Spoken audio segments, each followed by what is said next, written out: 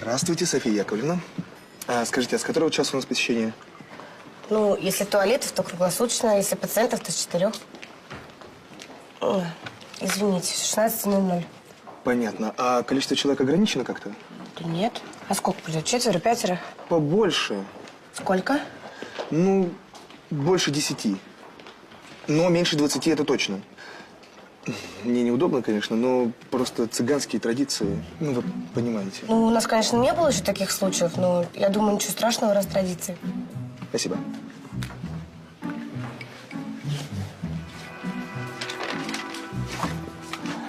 Софья, ты это, поаккуратней будь с этим цыганом.